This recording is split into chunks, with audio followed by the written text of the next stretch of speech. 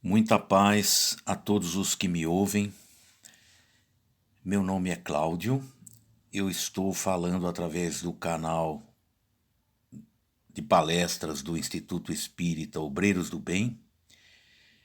E durante alguns minutos eu pretendo tecer algumas reflexões sob a ótica do pensamento espírita em torno da seguinte questão: como construir a nossa própria identidade?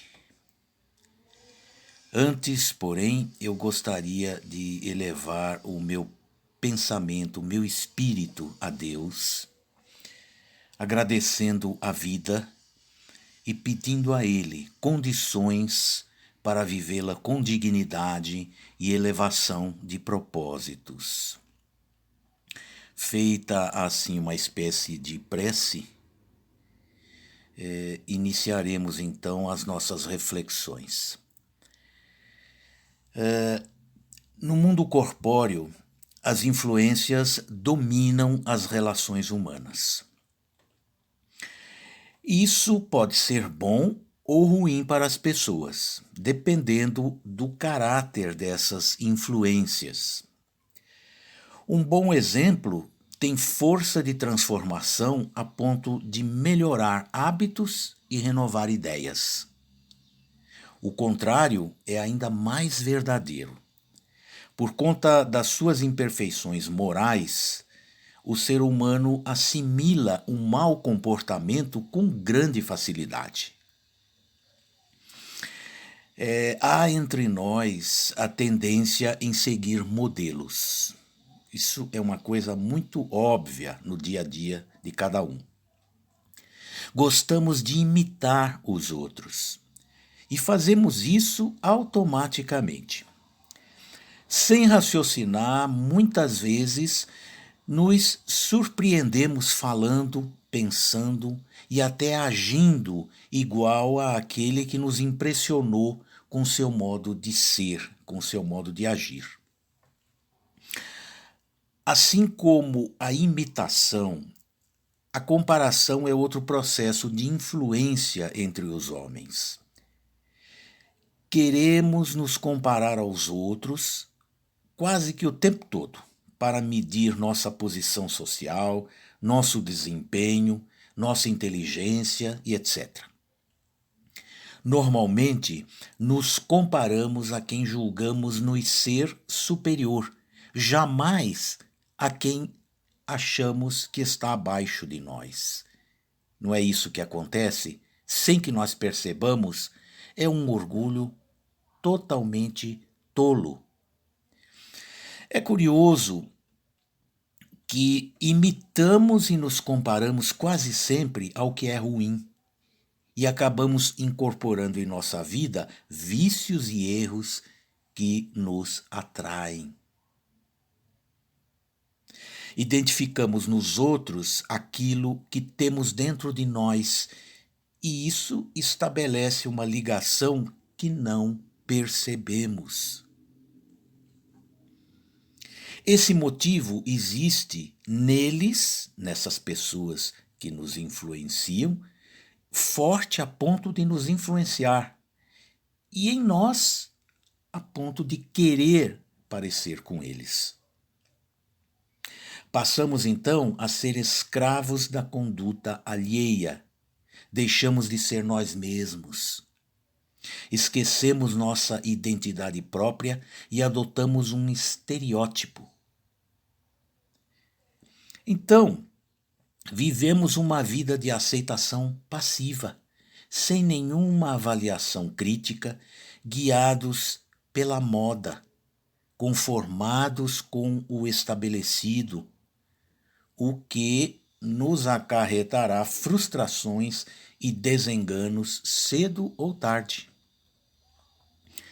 Então, nós perguntamos: até quando viveremos assim?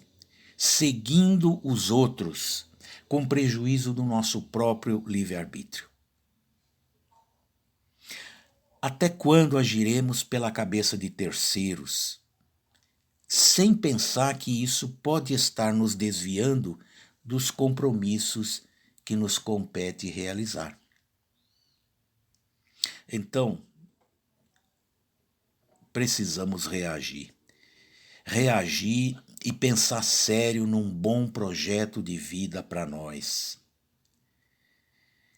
Precisamos ganhar experiência, construir nossa personalidade sob valores de qualidade, aprimorar as características pessoais e fazer escolhas com mais cuidado. Importante ajuizar se os modelos que copiamos não estão atrasando a nossa vida. Se se as pessoas em quem nos espelhamos e cujas atitudes parecem o máximo, não estão equivocadas. O nível de exigência em relação a nós precisa aumentar, com certeza. Nós precisamos ser mais exigentes conosco mesmos. O que é bom para os outros pode não servir para nós. Precisamos então exercer nossa própria vontade, independentemente da opinião em voga, da opinião que circula, sem desprezar jamais as referências éticas. Essas medidas, com efeito, garantirão nosso processo de crescimento interior, sem ilusões. Como somos construtores do nosso destino, nós desenvolveremos um modelo próprio, segundo as características que nos identificam como seres individuais. As influências naturais no convívio humano nos afetarão de modo menos impactante, já que passaremos a filtrá-las segundo padrões assertivos. Então, de tudo o que é lícito, acataremos só o que nos convier, conforme o ensino clássico de Paulo de Tarso na primeira epístola aos Coríntios, capítulo 6, versículo 12.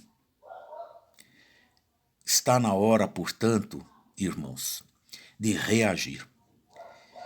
Reagir e seguir com mais fidelidade à nossa própria vocação, dando ouvidos à nossa consciência, escolhendo um modelo de vida que mais tem a ver conosco e que nos porá no caminho de grandes realizações.